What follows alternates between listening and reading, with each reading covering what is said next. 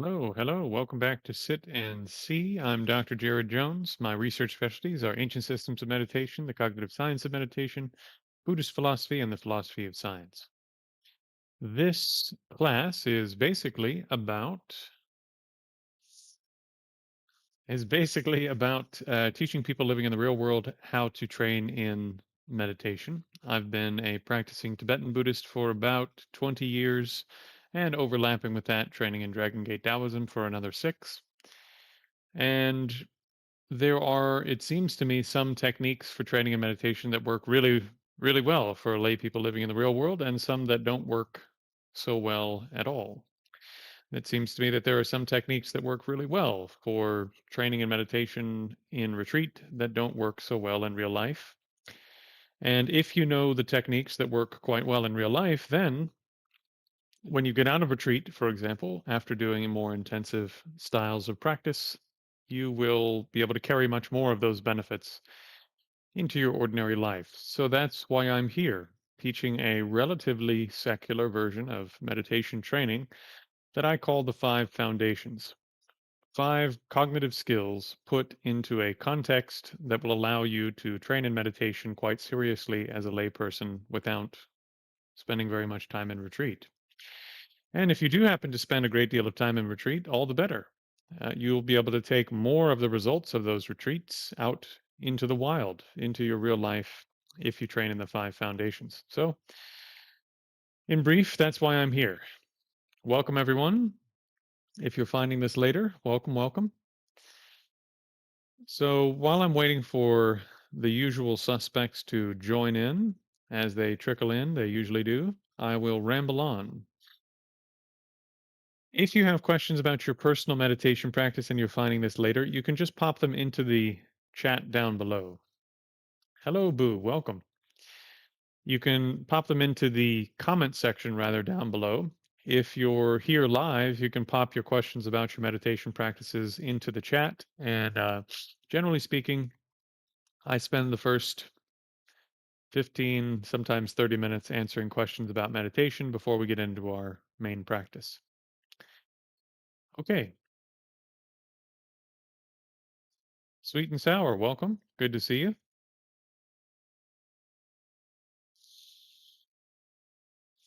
So, since no questions have come in yet, I will ramble on about things that are happening now. So, roughly speaking, for those of you who are involved in the Lohan Palm training with Neil Ripsky, the course that we just got launched to train people to have a body that's quite basically perfect for training and meditation, and an energy system that's perfect for training and meditation. If you're part of that training, we are in discussion now about having our first retreat as a joint event where both he and I would be there, and we would be training the people in the event in both Lohan and meditation. And we're thinking sometime like February, March next year. This is a time when I would normally spend a bit of time in retreat myself anyway, so it would be good, right? It'd be a good time. So if you're interested in potentially doing that and you'd like to train in a Buddhist system of meditative training for the body, that's what Lohan Palm is all about. So Lohan Palm is a Shaolin system that comes through the Southern Shaolin lineage that Neil was very, very fortunate to become the recipient of through his teacher who came from mainland China. And I've been doing a deep dive, having already done a deep dive on Neil himself. I've been doing a deep dive on his teacher, and we're now collecting every bit of information we can on his teacher. Yeah, David, I talk to people almost every day on the phone. We get usually one-on-one on camera, and we talk about things. I'd be more than happy to talk with you if if someone who's been around a while could put.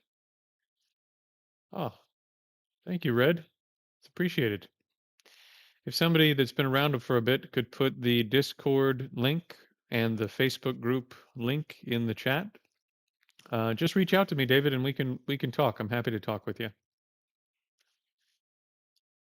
Right. Um, so in regards to, since there are no questions and this is what's on my mind, in regards to Neil Ripsky's teacher, Dr. Chen Mi, sorry, Chen Ki Ming, uh, we've been very pleased. I know I have been quite pleased to find in my research, sort of like Neil. Dr. Chen is even more impressive when you start looking into him. So, Dr. Chen had all sorts of relationships with universities in Guangzhou and has research papers in Chinese. Sweet and Sour lives not too far from Guangzhou and knows people there. And so we have people on the ground who are trying to get some information on Dr. Chen, and we're in contact with Dr. Chen's daughter as well. And so we've been very fortunate so far.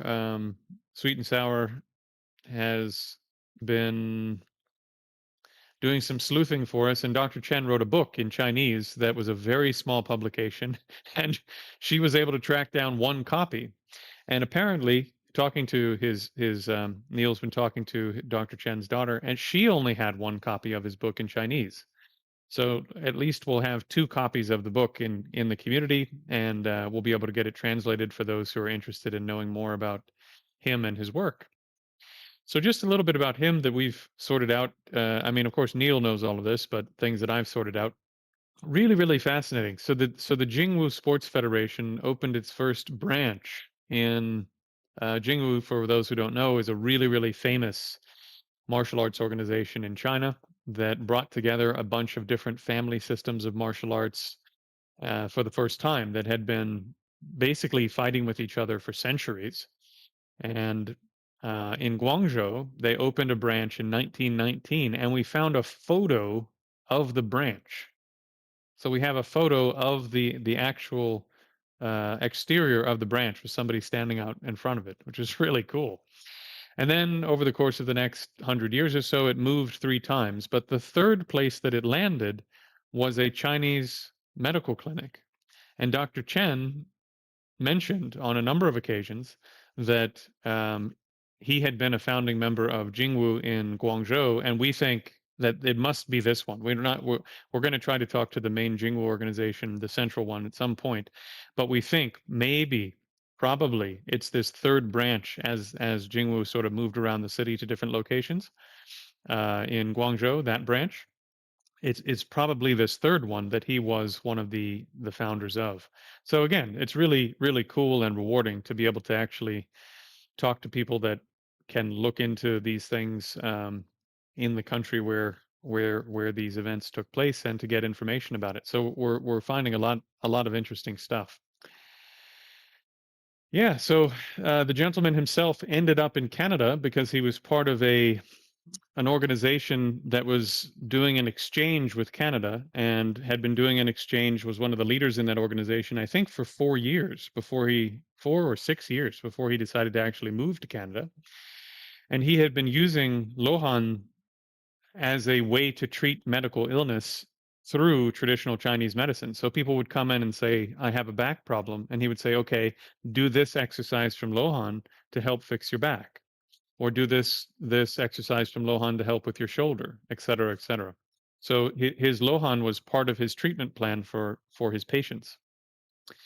And then when he taught Neil, starting in 2002, the Lohan system, he took Neil on as what's called a closed door disciple. That means that you invite them over to your house. They basically become like family, and you teach them behind closed doors and you teach them the whole system. So a lot of his patients learned this piece, that piece, or whatever because of the condition they had.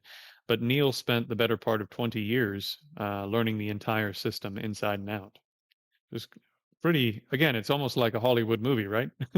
You meet like a little old man from Chinatown who's running a medical clinic, and he teaches you this rare martial art that many people think had gone out of existence. It's like a Hollywood film, right? It's very cool. And actually, just as a personal note, what's kind of fascinating is that the history of Shaolin, for those who don't know, Shaolin is a Buddhist monastery, The history of Shaolin says that Shaolin was founded or began its genesis with a, how to say, um, began its genesis with a monk from India coming to China and giving teachings. And then part of those teachings was all of these exercises to keep the body working well and to make the body work perfectly well for training and meditation. And then there's some debate as to whether or not all of these practices can be attributed back to that monk or whether they were sort of attributed sort of looking back, right? That the lineage had sort of progressed from what he had taught, and looking back, they attribute, for lack of a better term, sort of the genetics of the tradition to him. But it developed into three main things that then gave birth to all of Shaolin martial arts. Yes, that's going to be Bodhidharma, Venerable Bodhidharma, who's the founder of Zen, basically. So it was Shaolin 18 Lohan Palm, which is the martial art that, and it's not just a martial art. You train your energy system, you train your body, you do all sorts of things to make the body absolutely perfect for training and meditation. So that was one aspect, was 18 Lohan Palm. The second aspect was muscle tendon changing, which is this process. I've done some of this practice, this process that there's several layers to it. But basically, you're learning how to stretch the white tissue of the body and then use the breath to stretch it even further while you have it stretched so that you create more space in the joints and more elasticity in the white tissue running all through the body, which makes the body, again, basically perfect for sitting in meditation. It makes your body incredibly comfortable and strong. And then the third one is bone marrow washing, which, for lack of a better term, this will sound a little weird to those in the stream, uh, but bone marrow washing, this is true. You can look this up. Okay, your fascia, the white tissue, the sheets of white tissue that run through your body, they even run around your bones and inside your bones. It's the white tissue, the fascial tissue that helps you know where your body is in space. Proprioception, right? So through a series of exercises, you learn to be able to feel where your bones are and where your bone marrow is. Now, for those of you who have trained in Buddhist meditation and you've gone through a process of scanning your body in an imaginative sense where you go, well, there's this part and this part's not me and blah, blah, blah. Imagine how much more powerful that would be if you could actually detect all the parts of your body, all your organs, all your bones, the bone marrow inside the bones. If you could actually just feel where they are using tactile awareness, it would be a much more profound meditation, right? So bone marrow washing it's a combination. It's mainly a qigong exercise working with the energy system of the body, where you're sort of packing more of the stuff that makes you alive into the bone marrow. You know, for what it's worth. That maybe that doesn't sound very interesting, but very profound practice. So it's part of cleaning up the entire system to make the system work again, make the system absolutely ideal for training and meditation. And if you can do those practices in the first place and really do them, already you're developing a huge amount of concentration, mindfulness, introspection, which are the mental qualities you need to be successful in meditation. So it's a process of working with what is most obvious, your body, and then working towards what's more subtle until you arrive at the subtlest parts of what makes you up as a being. So you just start from here and start lining up everything and aiming it all in the same direction towards the same type of transformation. And then the geniuses of all this said, well, okay, well, if we're going to do all this work and it's going to take all this time, what if we just made the body what if we built into the system that will make the body also healthy in a sense that it could last a long time? In other words, as long as you don't get hit by a bus, you'll be able to train longer. You'll live to 80 or 90, maybe longer for some people, and the body will work really well right up until you're about to die. That'd be useful, right?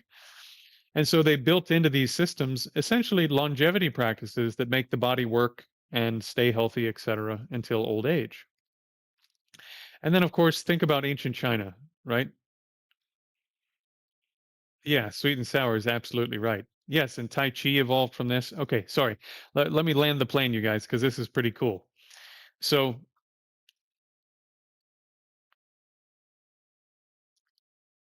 I lost my train of thought. It's gone now.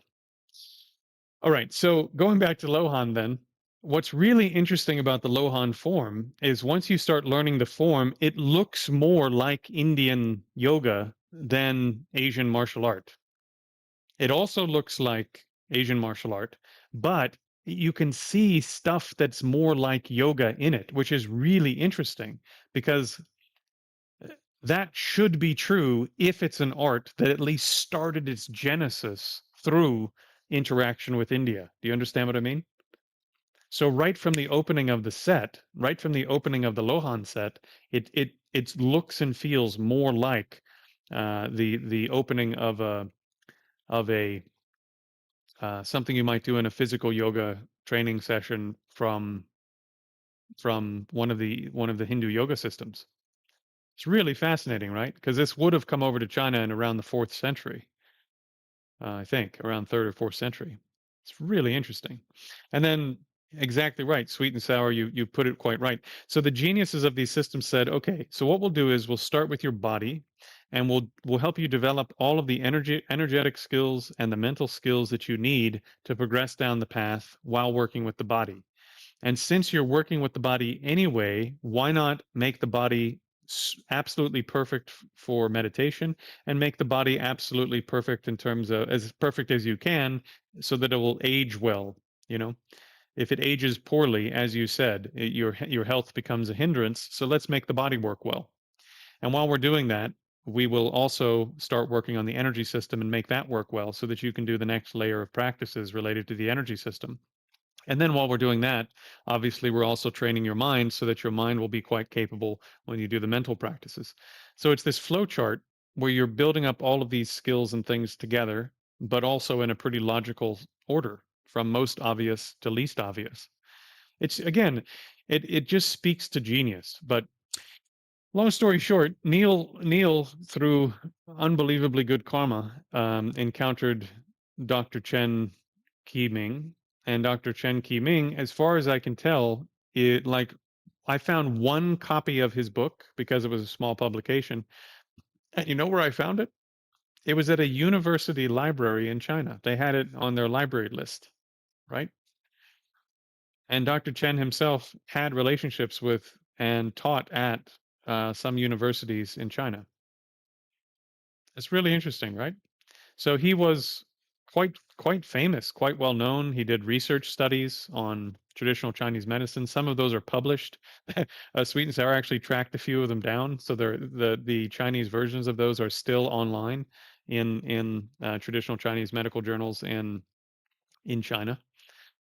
Again, it's just super wild that we were able to track all this down, and we haven't even really started to look that hard yet. And so his daughter, Dr. Chen's daughter, is um, Dr. Chen's daughter is going to help us as best she can to see if she can find anything that is sort of like photos from the older days, documents from the older days, journals from the older days that might have some more information about the transmission of this lineage to him before he brought it to Neil. So we're trying to track down everything we can about the lineage itself because I think that'd be good. That'd be rewarding.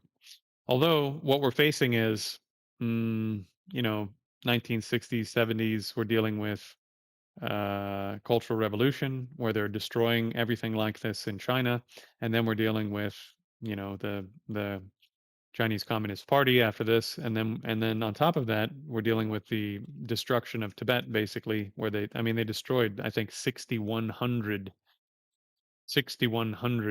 monasteries in Tibet. So there's not much chance of us going to Tibet, for example, and figuring out what route this practice took through Tibetan monasteries, for example. That's probably not going to happen. Anyway, so okay, David asks, did Tai Chi come from this? So Tai Chi, I think, it has some Shaolin stuff for sure, and 18 Lohan is an internal Chinese martial art. So they do share, for lack of a better term, the body of the internal Chinese martial arts in common. If you think about the Chinese internal martial arts as like a small library, a small sort of shelf on in a library that has 200 books in it, the internal arts share in common maybe the first 20 or 30 books. Like your body needs to be a certain way to do these arts or you can't do them. So Lohan has that part, right?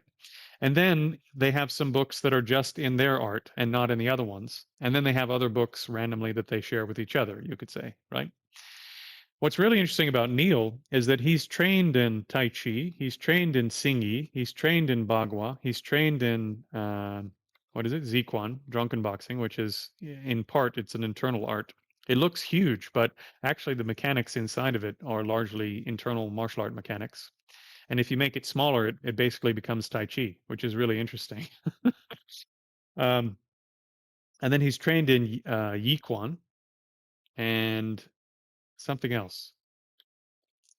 Within terms of his Bagua, he's trained in three different styles of Bagua. He's trained in two or three different styles of Xingyi. And so he has this resume, and and Heavy Hands is another one. I forget the Chinese name. Uh, so what's really interesting, what's really interesting is that if the internal martial arts library is 200 books, Neil has gone to the library, so to speak, and checked out all of the books that wouldn't be in that Lohan first 30 books, right? And plus the little Lohan bits. So he has a much larger chunk of this library than a normal person would who studied one lineage. Hey Hans, welcome. So I'm really excited to train with him because basically after our big powwow about, how do we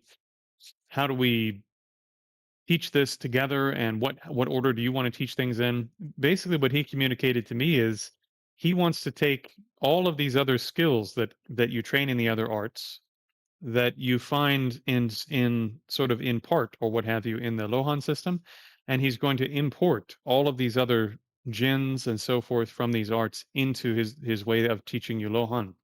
So through training in your Lohan, you're also going to learn the internal mechanics for Tai Chi, Bagua, Xingyi, Yichuan, Ziquan, etc. So that the full engine, so to speak, of all of the internal arts will be what you can express through your Lohan, in addition to the normal engines and so forth you could express through your Lohan. So again, it's hard to express if you haven't been in this world like I have for I've been training in internal martial arts for over a decade, couple of decades on and off actually. Um, it's really remarkable that one person would hold lineages of these things, and he holds, I think, three or four, maybe five different lineages of internal martial arts. Actually, holds the lineage, is considered to be an accomplished person in those lineages. So to then say, okay, I'm going to funnel all of the wisdom of those lineages through my Lohan and give you the rest of the library in the Lohan is just an extra bonus, really. So if you were wondering how is it that the Tai Chi people get the Fa to come out and send people 20 feet away or whatever, you know, that's part of the library that he has. And then he also trained in the other two great things that really they enhance your internal arts. The Yi Jing Jing, the tendon changing, and the bone marrow washing. So those things make your internal arts even more powerful. So he has lineages for those also. And there's another one that most people don't know. It's Shaolin Neijin Gong and Fa Chi. So this is another Shaolin lineage that basically has to do with being able to move move chi around at a much more profound level. So again, this is maybe a bit out there for some of you, but if you've been in this stuff for a while and seen some of the things that I've seen, even as a skeptical academic, it makes you raise your eyebrows to think, wow, it'd be pretty cool to train with somebody that knows all that stuff. Really want to learn those things. It'd be great if I could learn it from one person instead of having to do what he did, which is travel around the world for 40 years and learn it from different people, right? Okay. Good day, good day. Let's see. Who do we have? Hans is here, sweet and sour, David, Oats. Yeah, good to see you all. Right. So, long story short, as I was saying, Tai Chi is a bit more complicated because think about Chinese martial arts a bit like family groups because it used to be. Oh, that was the bit I was going to say about Lohan. That not only does it train you for meditation, right, and take you down a whole path of transformation towards having the most subtle aspects of your being available to you, because that's the goal of someone training in all of this, right? If you're doing it as a proper trainee, let's say. But uh, yeah, I mean that the whole chi section, sweet and sour, the whole chi section of the curriculum is about that, and graduates basically into Shaolin Neijin Gong, or what is it? Shaolin Neijin something. It's in the syllabus. So he's gonna be teaching all this as we go along. You know, it'll be a few years, obviously, to go through the whole thing, but it's going to be part of the curriculum. So one thing that's really interesting, if you think about the history of China, is that it went through a series of different emperors and different leaders of different regions at various periods of history, and it wasn't always the case that there was like a local police force to work out whatever the problems were in your area. So if you didn't know a little bit of martial arts, bandits would turn up and could turn up at any moment and cause big problems for you. So families and villages and so forth had a local martial art that they did, right?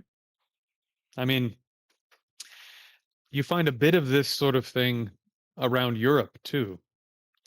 It's a bit different in Europe, but you do find these sorts of like local fighting systems in places where violence was likely.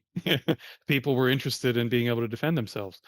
And so Chen style Tai Chi has more Shaolin influence than Yang style Tai Chi because of the way it was maintained in the village or the family where it was maintained. So Yang style Tai Chi looks less like Shaolin, and Chen style Tai Chi looks more like Shaolin, right? It looks more like Lohan stuff, like Lohan fist, not Lohan palm. And the engines that they use to drive their art are slightly different. But interestingly, Neil has trained in both Yang style and Chen style, so he has the engines for both. Again, this is what I mean. Like he's worked so hard. I mean, I think he's worked 40 to 60 hours a week for I don't know 35 or 40 years to gain all of this together. And all he's ever done is train in martial arts, train people in martial arts, and and then work security, train police people, train military people, work as a bouncer, etc. So his whole life has been about this stuff. It's quite rare to have somebody that has, in particular, the fighting piece, right? For internal arts, very few people have the fighting piece of internal arts because people that do internal arts very often, they're not that interested in fighting, especially in the modern day.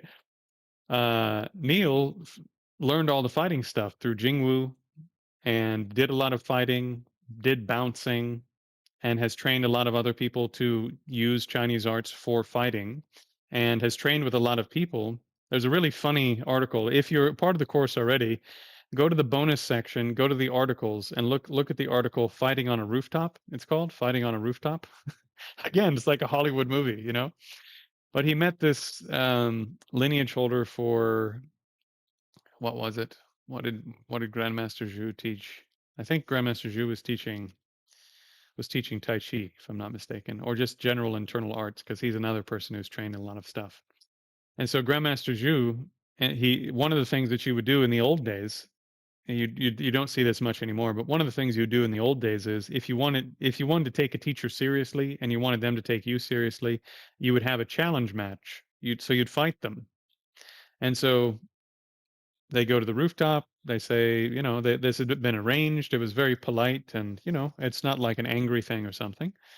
And Neil says that he lasted like a fraction of a second. And his entire life, since being trained in martial arts, he had never been beaten by anybody in short order. You know, I'm sure he lost some fights at some point, but he had never just been outright in a couple of seconds beat by somebody. So he was super impressed by Master Zhu. Anyway, so long story short, he's gone around and trained with people in particular in the internal arts who know how to fight, which is interesting. So think about Lohan again as a complete system for your life. If it turns out, if it just so happens that you need to defend yourself or defend someone else, your practice would be cut short. For example, if you got killed randomly by someone because they did violence on you and you had nothing to you couldn't defend yourself, right?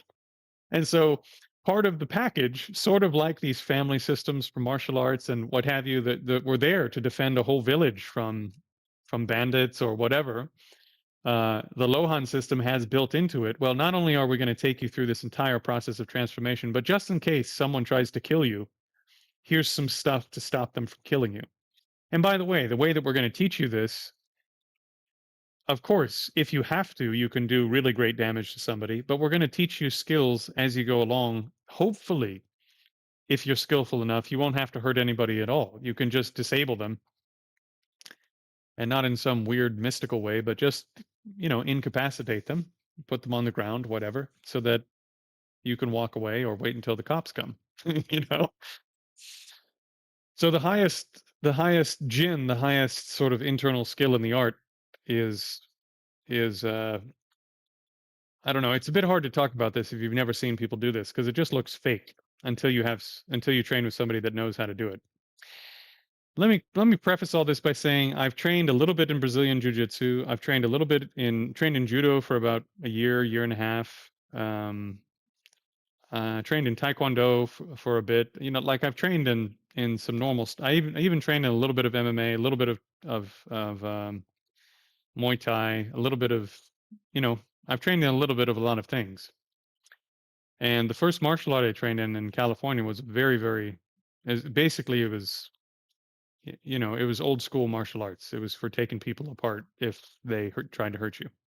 And and the guy that I train with in internal arts here in Edinburgh, Ian Burgess, worked security, sort of like Neil, worked security for years, and did bouncing for years and fought professionally for years and currently trains people to do sumo of all things competitively, and some of his guys are winning medals in national and international tournaments.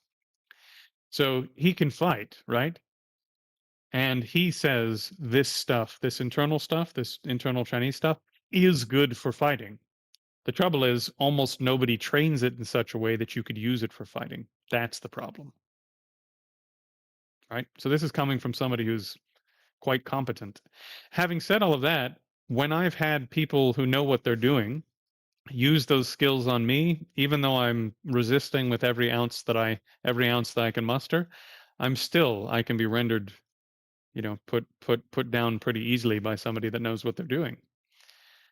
So yeah, it doesn't look like they're doing anything, and internally you're doing a lot of stuff that changes how your body works, and mm, the first 5 or 6 years of it have nothing to do with like moving your chi around or any. It's just like really refined body mechanics. It's again part of the genius of thousands of years of people thinking about how the human body works. It's incredible that it still exists and that we get to train in it for people who are interested. Having said all of this, how is this relevant to meditation? Let me bring it back down to the level. How is this relevant to meditation? Because if you gain a lot of body awareness, you train in mindfulness and introspection. Mindfulness and introspection are the two mental factors that you need to train in concentration. So if you get good at using your body, number one, you can make it last longer. You can make the body healthier. You can make the body more comfortable for meditation. Number two, if you're training in an art that's really sophisticated in terms of what you're doing with the body, you train in mindfulness and introspection. If that art happens to have the energetic layer, let's say, the vitality layer of working with your being, well, now you get to work on that aspect also and make it work better for meditation. And working with that layer of yourself takes even more mindfulness and introspection than just working with the body, even if you're doing really sophisticated things with the body. And then, of course, you have your mind, right? And if you're doing a bunch of other things physically and with your vitality body, etc., that are taking you further down the path of training, then by the time you get to using your mind again, your mind is quite capable. See what I mean? So this is how it relates for those of you who've just been hanging in there waiting for me to do the meditation portion for the day. Oh, yeah. Yeah, sweet and sour. It is like that. It's quite rare to find people that do internal arts and also know how to use them for fighting. Hence why so many internal arts people have been embarrassed by professional fighters who've challenged them and beat them up, right? If you don't train that art specifically for fighting with increasing demand, pressure, spontaneity, and training specifically to defend yourself against the type of fighting that your opponents are going to be doing in like an MMA circumstance, you'll get creamed. And like in exactly the same way you'd get creamed if, like, I saw a great video. I'll give you this is a perfect counterexample, right? American kickboxing used to be Muay Thai in the sense that American kickboxing used to be considered sort of globally as like one of the great fighting arts for competition and blah blah blah. And at one time there, I'm forgetting his name, but there was this guy who was virtually undefeated in American kickboxing, tons of knockouts, unbelievable fighter. Um, hey DJ, welcome. And they put him up against his first Muay Thai guy after beating all these other people from around the world, and the Muay Thai guy wiped the mat with him. Why? Because the Muay Thai guy had low kicks. And this American kickboxer had never faced someone whose main attack was kicking you in the legs over and over again. Okay? So this is sort of how silly it can be. I'll give you a Tai Chi example. There's some pretty horrific footage actually of internal martial arts guys getting kicked in the head by MMA guys when they challenge them, right? Why don't they see that kick coming? Why don't they do something? Why don't they respond? Because most internal arts have no high kicks. So they never train against defending against high kicks. A guy is standing 6 feet from you with long legs, reaches out and kicks you in the head. You have very little ability. Most of your skills you've trained by touching somebody, and he's too far away to touch, and his foot's coming at you at 40 miles an hour. That's not that's not the ideal circumstance to use your art. Internal arts, generally speaking, are they're not super close range. They're sort of medium range. They're like grappling range arts. So if somebody knows how to kick you in the head and they're really good at that, and you haven't trained how to defend that as an internal guy, you're probably screwed. In the same way the American kickboxer was screwed because he didn't know how to defend against leg kicks. So, I mean, Thai Forest, Muay Thai leg kicks are legendary. Legendary. And those guys train their legs to be able to defend themselves against low kicks, right? Because they know it's coming. But this American kickboxer didn't know it was coming, so he got creamed.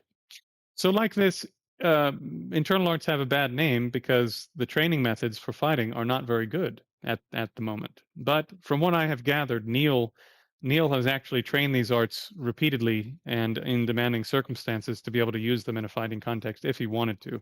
Although I think, at 50 years old, he probably doesn't want to do any fighting anymore, would be my guess.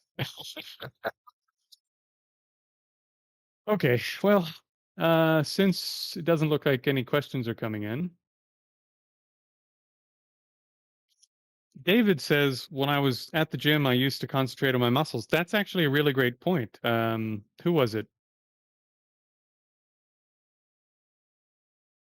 Arnold Schwarzenegger, when he talked about his thing for training in for bodybuilding, he used to say that very thing, that when you're lifting, your mind shouldn't be running all over. You should put your mind in the muscle you're using and make sure that you're contracting it exactly the way that you want to, right? And that's important for the process of building the muscle up in the right way. Again, I think physical things in general can be good for your training and meditation if you're using it that way, for sure.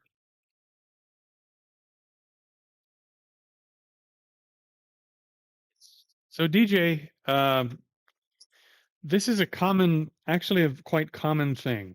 So one of the things that people don't understand quite often about meditation is that it should have two aspects, two main aspects: stability, calmness, and lucidity, awakeness, freshness, brightness, sharp and discerning. And quite often when people are training in meditation and they don't have a, let's say, all the theoretical information around that meditation that makes meditation advance beyond the initial stages, they get stuck here where they have calmness and they don't have lucidity. The lucidity hasn't blossomed. And if you sit with the mind simply calm but not lucid, you actually become slower. The text goes so far, the great text goes so far as to say that if you sit in that kind of condition, you'll get stupider over time. If you do lots of that meditation where the mind is calm but not bright and fresh, you're practicing, as you said, having a mind that's inept, right? You're practicing a mind that can't respond, can't think, can't see the sharp distinctions between things. It's making you less capable. So this is the problem of a person who has great determination in meditation and is willing to put in the work, but doesn't have all the information to get over the problems that come up as you train further down the path. And it's a big problem, you know? So how do you overcome that? Well, the way that I train people, the classical text, if you were in meditation retreat, sorry, if you were in meditation retreat, the classical texts say what you do is you stay with the same object, and there are certain antidotes inside the meditation that you apply so that the mind becomes more fresh and lucid while you're holding the same object. I think that works just fine if you're in retreat and you have guidance from your teachers and you've studied a long time. If you're a normal person who hasn't studied all this stuff, etc., I think it's better to just change objects. Change objects to a type of object that makes the mind lucid and fresh, for example. So this is how I train people. You start with intensive breath because that's working, to use your analogy, you're working the one muscle which is pulling the mind in with intensive breath meditation. And then the second muscle you're working on the other side, we could say, is keeping it in once it's come in, right? So we're working just the biceps, so to speak, with intensive breath. Next, you need a different technique that makes the mind extremely calm, extremely quickly. So we switch over to body scanning, highly effective. Then, once the mind's extremely calm, you need another technique to make it bright and lucid and fresh, or it'll start to get stupider. It'll start to get slower, less capable. So then we start transitioning using the body awareness you've already built up into, as you were just saying there, Mahamudra style meditation.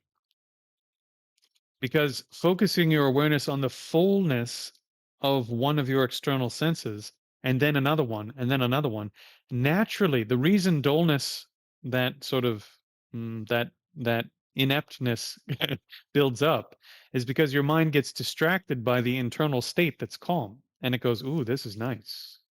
I like this. This is calm." And the mind pulls back from the meditation object, and the meditation object becomes all blurry because the mind's attention is over here. And if you take that attention, you put it back on the object brightens back up and becomes fresh and lucid and intense. The object isn't the problem, right? It's your mind. So, how do we get the mind to not distract inwardly towards the fact that it's calm? Move to an object like the visual field, right? If you make it demanding enough, make the object in the visual field demanding enough in terms of your attention, then when you pull your mind out to be aware of the visual field, it won't be distracting inwardly towards the fact that the mind is extremely calm. You following me? Furthermore, when you do body scanning, because a lot of people will fall asleep doing body scanning if you just give them that practice straight up, I do it standing. Hard to fall asleep if you're standing up, isn't it? I hope it is. So if you do it standing, which allows you to start taking your meditation off the cushion, so this is multifunctional. Now you're working on dullness not taking over your meditation while also training the mind to be extremely calm. So it's multifunctional. And then finally, you have very subtle problems in the meditation that require a mental factor called introspection to become extremely developed. You need to be aware of the quality of your own mind and what it's doing while you're training in concentration to address the subtlest problems in meditation. So at this point, once you've tamed the five senses, then I have people turn the attention inwards towards consciousness. Because then, with a calm mind that's extremely lucid, looking at its own, looking at itself basically as the object of meditation, it will notice the subtle problems of meditation because this is where your attention is focused. You see it? So, by changing the meditation object at the right points in time, at the right points in your training, you can naturally avoid more of the problems that come up in meditation rather than spending years doing things that uh, you hit glass ceilings and you don't even know. And like you said, you start having these side effects that are really bad and you don't know what to do about it because the Dalai Lama is not socially inept, right? And in theory, he has the jhanas and he has subtle states of consciousness. And Mingyur Rinpoche, who's been scanned in a cognitive laboratory for years, definitely has concentration, and he's not socially inept. He talks to hundreds and hundreds of people and deals with major organizations and universities and does TED talks and like his mind is incredibly capable and sharp and can interact with real people. Okay, so that's a side effect from the mind resting in a dull state, they would say. Dull is a little weird because it has other connotations in English, but it's called laxity. The mind has laxity. And this is when you get distracted by the fact that the mind is calm. Right. Okay, let's do some practice. Otherwise, Earth Wombat is going to get angry at me.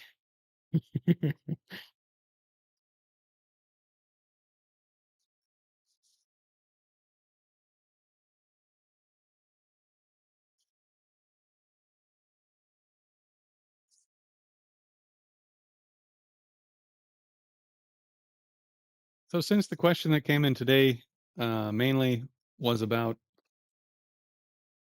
how to reduce laxity in meditation. Let's do a type of meditation just now that produces a great deal of mental calmness, but we'll do it in such a way, hopefully, that will encourage the mind to stay very calm. By the way, some of you may have also noticed that when we do body scannings, when we do body scans, we come up the body and we stop here. Why? Mental freshness. Mental freshness. If you go this way, which you can do if you're trying to make the mind really calm, it's like you're pulling all the activity down, right? Which will make the mind a lot more calm. Trouble is, once it gets calm, it'll get dull. So, for those of you who want, again, I say this all the time. I've baked into the way that I train this with everyone a whole bunch of stuff I don't tell you because it's way too much information and people would freak out and just not do it. But yeah, we stop here for a number of reasons, but the we stop at the top of the head because moving up to the head tends to make the mind more fresh. You see? So we're going to make the mind calm, but also lucid and fresh with one technique while standing so that you can then take your skills out into the real world. So see all the layers? I'm doing my best. Okay.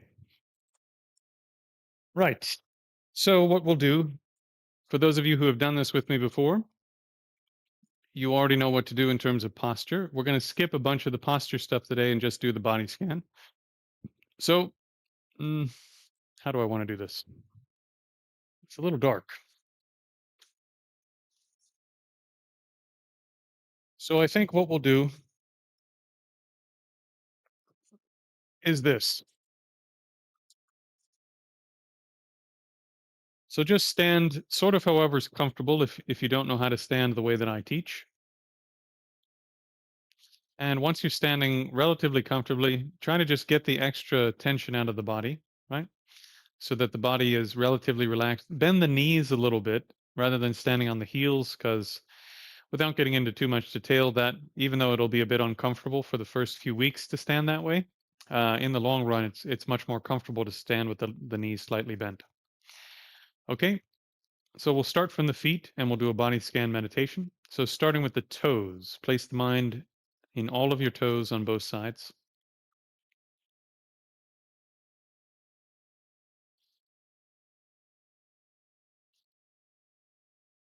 and then into the balls of the feet on both sides,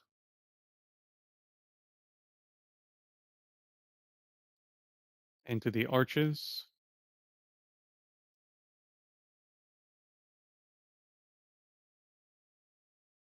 heels,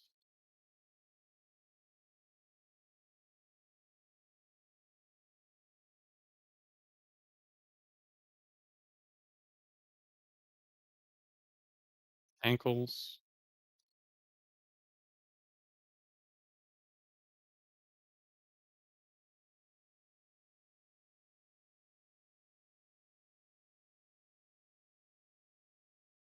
into the lower calves,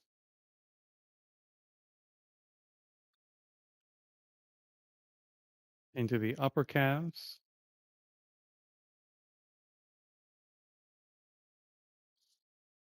into the knees. And while you're hanging out in the knees, let me mention this for those who might be new. When you place your awareness in some part of the body, don't imagine it. Don't try to visualize that part of the body. Don't try to label parts of it with words. Don't try to figure it out. Just place your actual awareness in what you can actually feel in terms of tactile sensations in that part of the body. So that's the task at hand. Move to the lower thighs, upper thighs,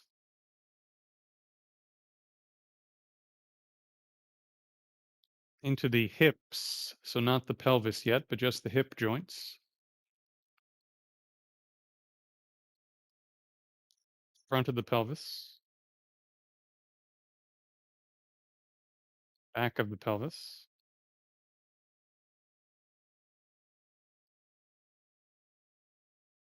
Find your tailbone,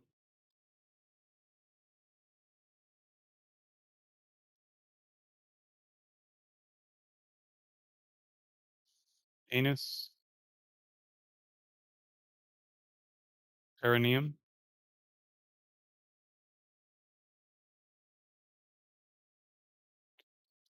and your sexual organ.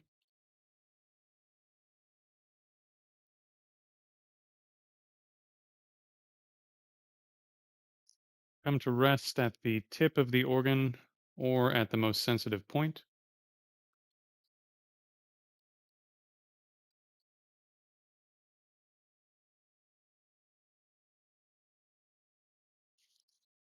Slide back to the tailbone, slide up the sacrum to the spine. Now, the top of the hips, if you measure with your mind about 3 or 4 inches roughly, in the back, that's the back of your waist. So, drawing a ring or a circle around the body, a 3 or 4 inch circle, that's what I call the waist belt. So, put your mind in the waist belt. Then the next 3 or 4 inches I call the diaphragm belt because this is where your diaphragm lives. It's from the top of the waist belt to the solar plexus in the front, just to give you a little reference. So put your mind in the next third of your torso there, the diaphragm belt.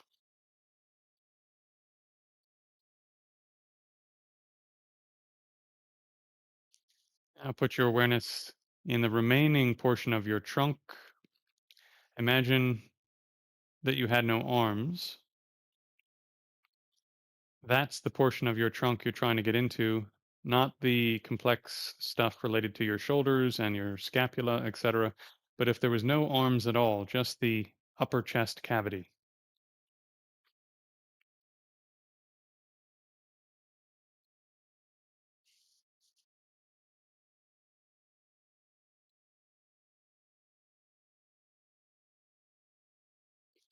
Into both of your shoulders now,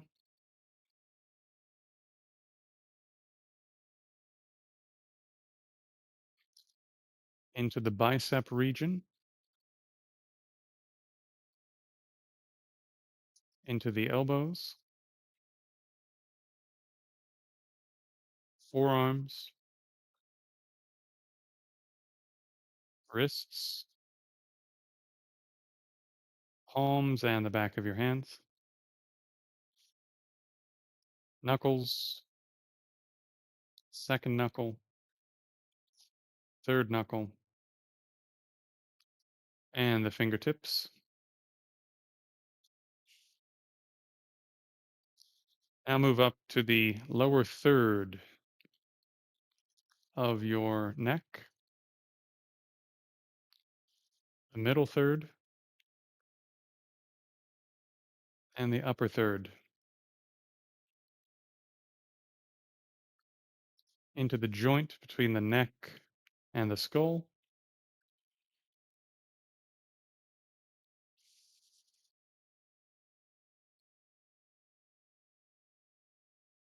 Now place your mind on the back of your skull, the left side of your scalp, right side of your scalp, right ear, left ear, and your forehead.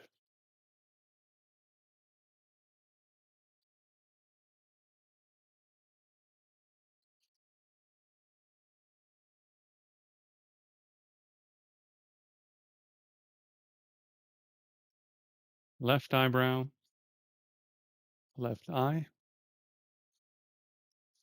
right eyebrow, right eye, your nose, left cheek, right cheek, not your lips, but the upper lip area, the lower lip area, and the chin.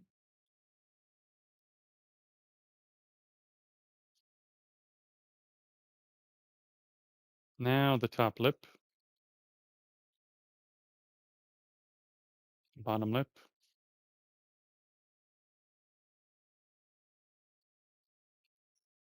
And for the sake of brevity today, just all of the tissue inside your mouth. So the skin inside your mouth, the gums, the teeth, roof of the mouth, below the tongue. Now take your awareness from the tip of the tongue, move back until you get to the throat. When you arrive at the throat, be aware of the throat.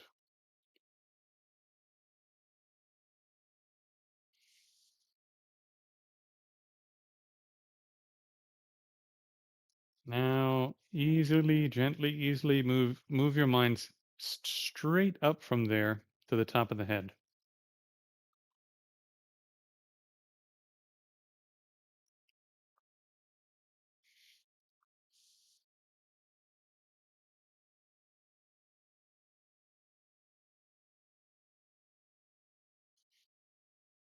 Now, as you relax your mind, just take a moment to observe the quality of your mind. Hopefully, it's calm, but also as you start to open your eyes, hopefully you'll also notice that it's fresh and bright, not dull, not hazy, not sleepy.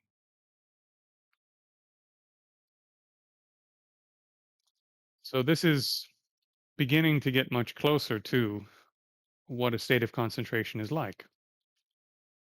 You have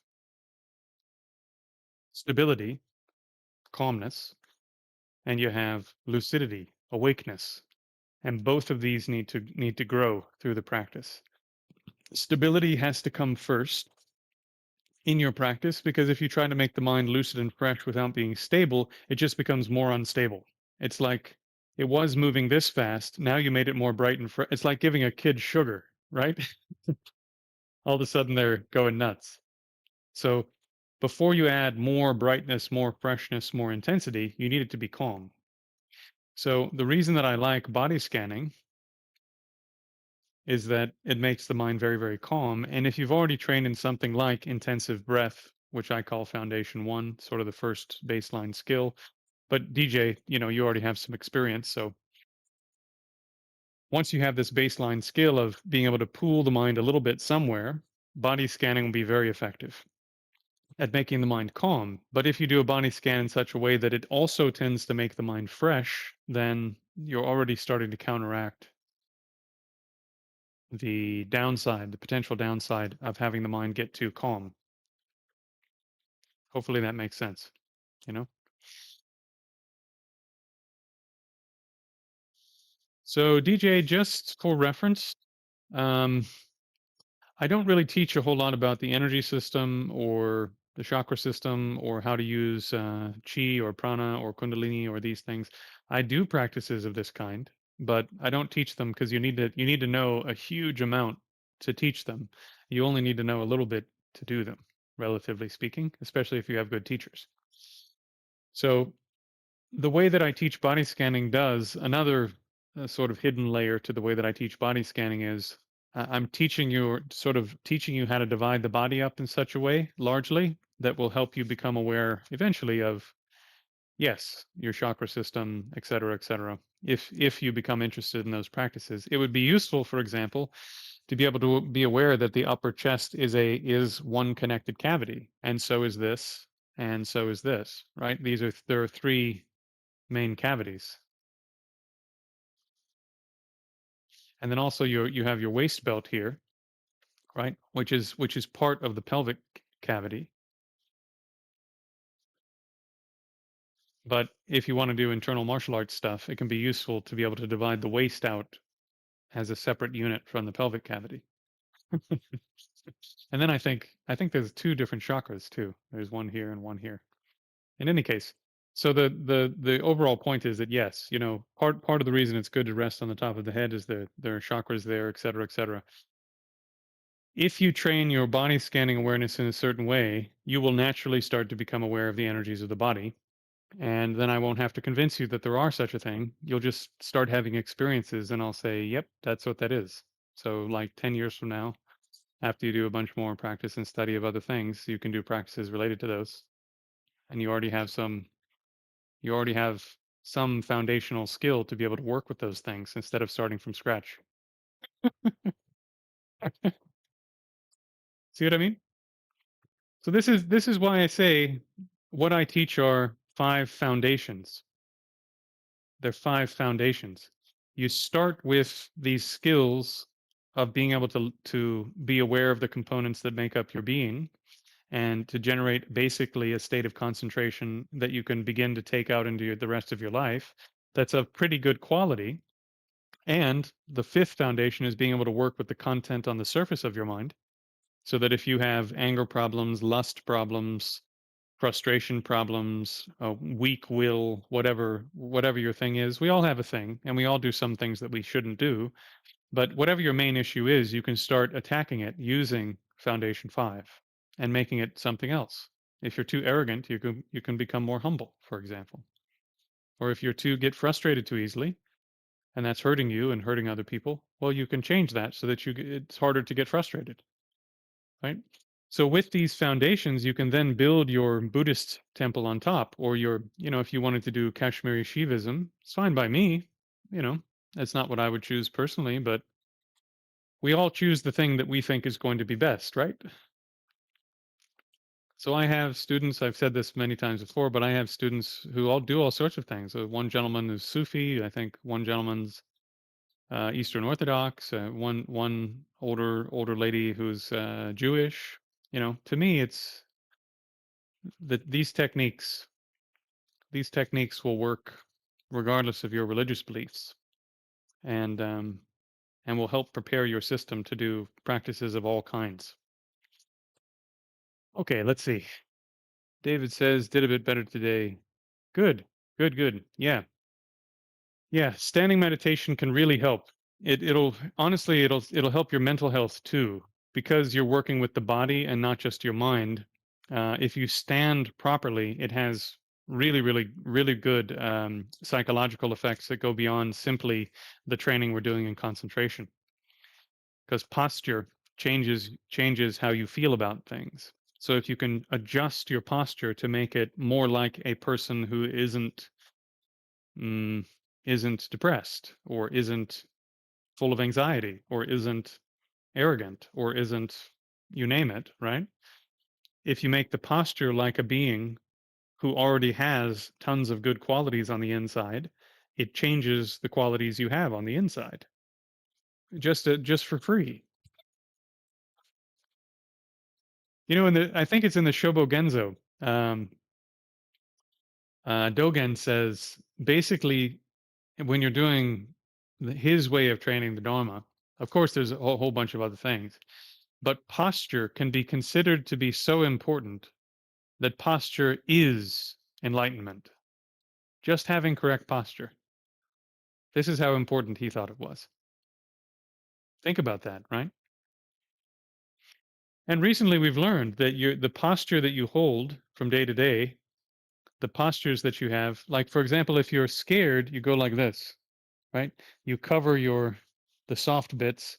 Here are your ribs. You move the ribs down so that they're covering more of the organs. And you go like this. Here's your neck where all the blood's going to your head. You go like this, right? And people who aren't very confident, sometimes you see, if you look at my feet, right? They do this and they put their butt out this way so that they're hiding the most essential bits. So then you're keeping the organs back and out of danger, and you're keeping the other vital organs back and out of danger, and then you're keeping the neck covered nice and small so that nobody can get to it, right? So if this is your posture and you just spend time making this your posture, it will change your psychology because it goes two ways. It doesn't just go one way. So it's really, really beneficial to spend time standing in correct posture, which is, once again, another layer of benefit I sneak into the way that I train people because why not? We don't have much time as lay people to do all this stuff. So if you've got 15 minutes, you need to work on longevity, general psychology, a technique that you can take into the real world, and training in the mental factors of constant. You need to work on all these layers at the same time, or you don't have time to do them all. You know? For those who are interested in this, I feel a bit weird plugging this so much, but obviously I'm smitten with this sort of thing. This is part of the package that comes with something like Lohan Palm, right? The geniuses of working with the body and the subtle parts of your body have made what we were just describing now as sophisticated as it possibly can be in terms of improving your whole situation. Does that make sense? Like what postures produce the very best results for a being? What ways of moving produce the very best results psychologically and in every other way for a person? All of these layers have been baked into one system. Again, for lack of a better term, think about this as the geniuses of several hundred generations pouring their wisdom into packing as many layers of benefit as they can into one thing that you can do in a reasonable period of time. Quite skillful, much more skillful than me. Okay, my friends, since no new questions have come in, I think we'll call it a day. We'll call it a day.